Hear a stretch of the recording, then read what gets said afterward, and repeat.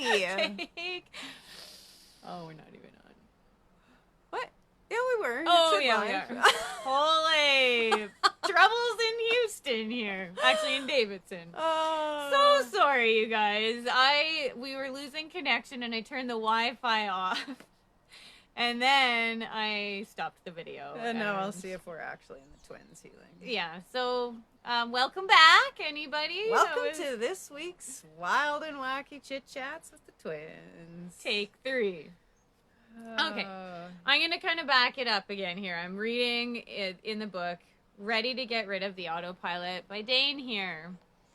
I'm not going to read it all again, but here's how... I see we got a laughing face. Here's how living on autopilot works. When you arrived here, you didn't understand your reality, so you created a mind to give you all the answers of how you could fit in here and be like everyone else. Your mind is always fighting to defend the rightness of this reality, which totally excludes presence and being, totally excluding the difference that your reality is. Say what? Your reality is different. I know. It makes no sense, but doesn't it make you feel at least a little bit lighter? And when I read that, I'm like, yes, it definitely makes me feel lighter. That's the reason you so often feel like you're putting your energy into something that isn't working. Are you aware that this reality is about homogenization? I'm not talking about warming your milk, which would be pasteurization anyways, but I'm talking about making you normal, average, real, and the same as everyone else. That, my friend, means not being present as you. That is the autopilot. So in the beginning, it may seem like it takes a lot of energy to be present. You are fighting your own awareness because you think you have to do something about everything that you now perceive. Then there's a point, if you're actually willing to be present, that instead of taking energy from you, you actually have a lot more energy and life available when you turn the autopilot off, which makes so much sense. Like, how hard is it and how much work is it for us to be constantly having to just always, like, prove a rightness and do things the same way and functioning from our mind, like our mind is having to do. It's exhausting. It's exhausting. Yeah. So you'll need less sleep, you eat less, you simply don't require it. It's actually the case of everything is the opposite of what it appears to be, and nothing is the opposite of what it appears to be in motion. Now try figuring that out with your mind.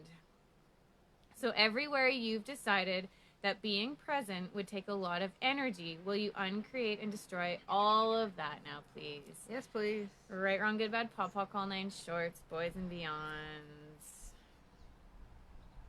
So when you change your vibration changes. The intensity of living gets greater. It's new for you. It is the unknown.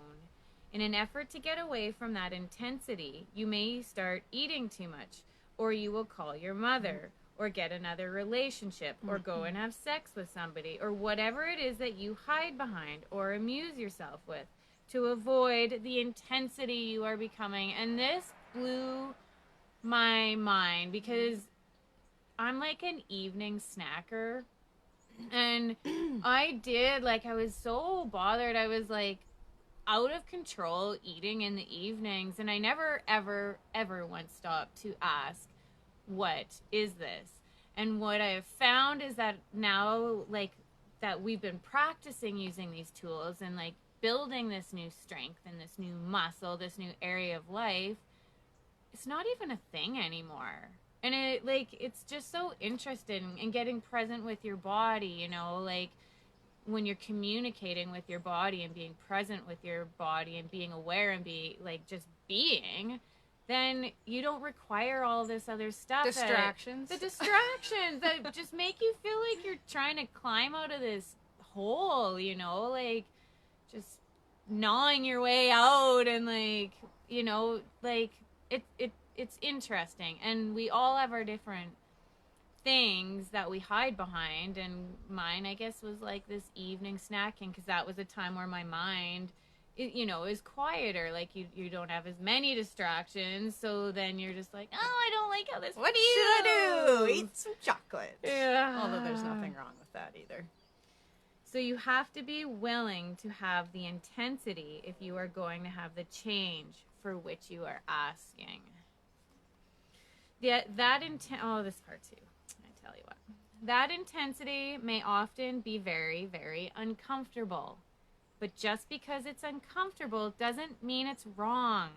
In fact, the greater the change you've chosen, the more uncomfortable it may seem for a while. It's been going on a couple years.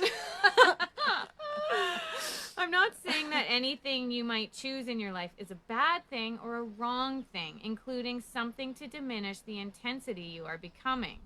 By all means, do it if it works for you. You really. Can't do it right and you can't do it wrong. And you do it till it doesn't work for you, and then you make a new choice. Mm-hmm. So what I am asking is to please ask yourself. So again, barriers down and being present here. And really, truly being honest with yourself with these questions. Am I doing this to lower my vibration and my intensity? Am I doing this to occupy less space? Or is it going to generate more space for me? Am I doing this to feel more comfortable? Am I doing this to feel like I did before? Will choosing this lead to less fun or more fun in my life? All you need to do is ask a question. All it requires is a question. All it ever requires is a question. Then, of course, you may want to receive the awareness you get from asking the question and even follow it. Oh, but that might lead to too much fun, really. And that could be bad. So everything any of this brings up, will you please destroy and uncreate yes, all? Yes, please. Right, wrong, good, bad, pop, all nine shorts, boys and beyond. Good morning, Aaron. And then I just have one more little quick section in here because it was just so light and fun. And something that may make you like resist and react to it again. If it does, just be like, ask yourself, like, what is this? Like, what is this? Why am I reacting to this? And just get present with that energy and dropping your barriers and all your points of views. What if you had no point of view about anything right now? What would that be like? When I see a 6-year-old trip while walking along, they don't judge it. They don't think how wrong they were to trip. They just go, oh boy, did I trip. I just love that. Living a conscious life means living more like a 6-year-old. It's choosing for the choice that will make you joyful, not choosing for the choice that makes you feel heavy. People seem to have this point of view that living a life of consciousness is really heavy and serious, tough and difficult. No, it's the only place you actually have a life of ease and joy, whatever comes up. I know there are people who would hear this and say, you're just shirking your responsibility. But I am not advocating not taking care of what needs to be taken care of. I am advocating taking care of it all with a lot more ease and taking care of you too with ease. Consciousness is pragmatic. It includes everything and judges nothing. It includes paying your rent and calling your parents. You may have things that have to be handled. What if you could just handle them all with total ease and be grateful for being able to handle them? What if you were just grateful for every time you tripped? What if you were grateful for every time you were willing to get up and get moving again too? Now, please know that about 52%-ish of the population isn't looking for anything different. This is a real thing to just, like, take note. Because it can be so exciting when you discover this path of being present and being more aware and being conscious. You want to share it with everyone, and people are like, shut up. Exactly. So about 52%-ish of the population isn't looking for anything different. They are hard-pressed to even change their underwear. They have decided that they have the right answer. It's not up to you to change anybody. It's up to them. You can only facilitate change for someone who is willing to actually ask you a question that allows a door to open up so you can facilitate some change. Until then, there is no change to be facilitated. Stop trying to change people that truly don't desire change. Stop judging you for not being able to change them. It's their choice not to change. And it's not your fault. And there's such a freedom in that. It's like a freedom you worry in about that. you and let me worry about me. Yes.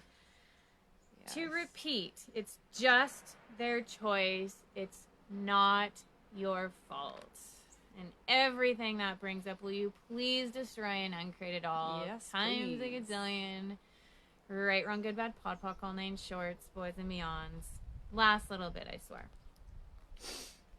The greatest gift you can give someone is to empower them to choose, even if their choice isn't working out well for them, because then they will have the gift of their choice for the rest of their lives. And I feel like we just talked about this last week or somewhere. Like, I think of my kids, you know, like, even if you know what they're choosing isn't in their best interest and isn't going to get them the result that necessarily will have the greatest outcome, if they don't choose it and discover that for themselves, they lose choice. And nobody likes being told what to do. Oh, right? Like, how many of you out there can truly say you like being told what to do? Yeah. Oh. In fact, most people do the complete opposite of what they're told to do. Exactly. That's why like people who are quitting smoking or drinking alcohol or doing anything, when someone's trying to force them to do it, like when parents are trying to force you to quit smoking. Oh yeah, we smoked 10 times more. We're like, oh,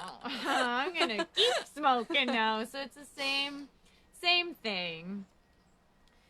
People are committed to being serious. They believe that that's more real than the space of being a 6-year-old like me.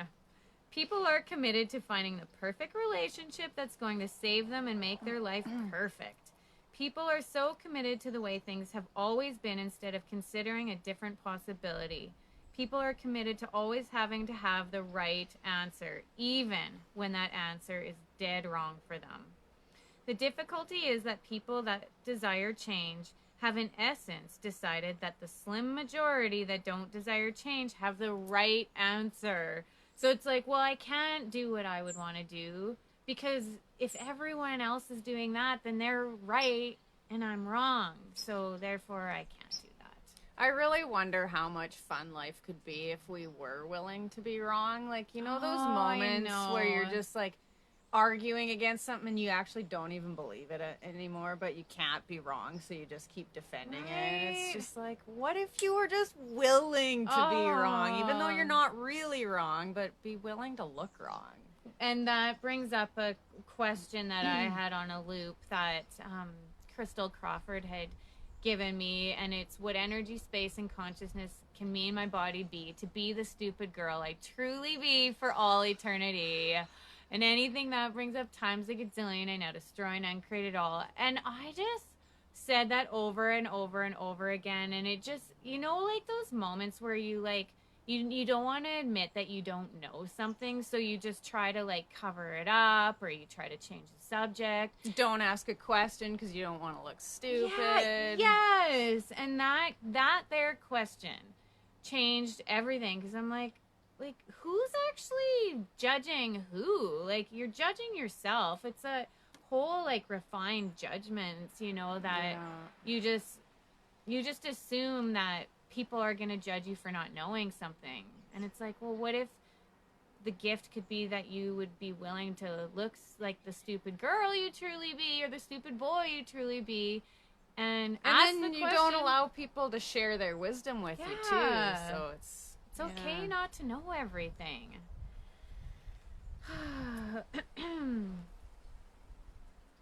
So I'm going to just say this one more time. The difficulty is that people that desire change have in essence decided that the slim majority that don't desire change have the right answer.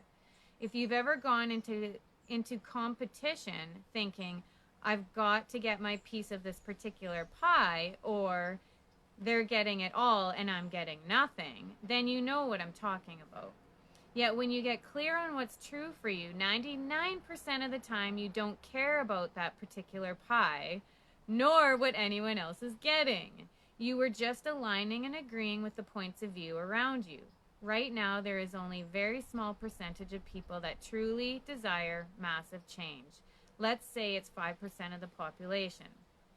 Don't get me wrong, out of 6.6 billion people, that's still a lot of people. A lot of people.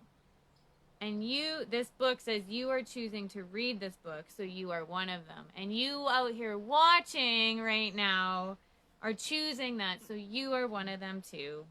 Are you willing to know that? That was a mind-blowing chapter that I read, and it just made me laugh, because it really is like,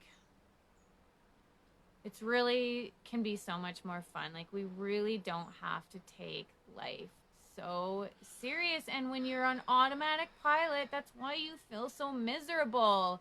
And then you're like, well, I have to be miserable because I can't be happy. Because I can't be wrong. Exactly. And I can't. People will judge me if I'm too happy. People do judge happy people. But can you be that anyways? Yeah, like, would you be willing to, like, be seen, you know? And would you be willing not to care about what other people think about you? And that's a choice, right? And it's a practice too. Yeah, baby steps. Slowly, like, just reminding yourself to drop your barriers, and the way of getting there is baby steps, like using new muscles that you've never used before, using new tools, like reminding yourself whatever it takes to be present. And like, the way I used it a lot in the beginning was like writing on my hand, which I realized I don't need to do that anymore, and that's pretty cool, you know? Sticky notes. Yeah. All over the place. And like, ask yourself, like, who you be in right now, you know, or how does it get any better than this?